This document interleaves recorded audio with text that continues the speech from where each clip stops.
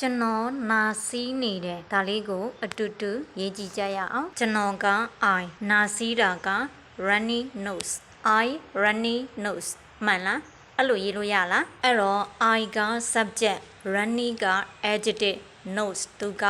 noun subject adjective noun ဒီနေရာမှာ verb ပြောင်းနေနာစီးတာနာရီယိုတာနှာခေါင်းပိတ်တာဆိုလို့ရှိရင် verb to have ကိုသုံးလို့ရတယ်ဒါမှမဟုတ်ရင် gt get သုံးလို့ရတယ်အဲ့တော့ဒီနေရာမှာ have ကိုသုံးလိုက်မယ် I have runny nose မှန်ပြီလားမမှန်နေပြန်ဘူး nose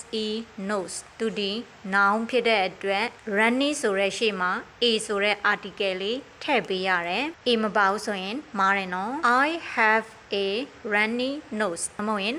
I get a runny nose ကဲ၍များကျွန်တော်တုတ်ကွေးမိနေတယ်လို့ရေးချင်တယ်ဆိုရင် I have a flu လို့ရေးလို့ရလားမရဘူး flu flu တုတ်ကွေးသူဒီ a specific illness တိကျယောဂတစ်မျိုးကိုရည်ညွှန်းတာဖြစ်တဲ့အတွက် the flu လို့သုံးမရတယ် a flu လို့သုံးလို့မရပါဘူးအဲ့တော့ကျွန်တော်တုတ်ကွေးမိနေတယ်ဆိုရင် I have the flu သူတုတ်ကွေးမိနေတယ်ဆိုရင် he has the flu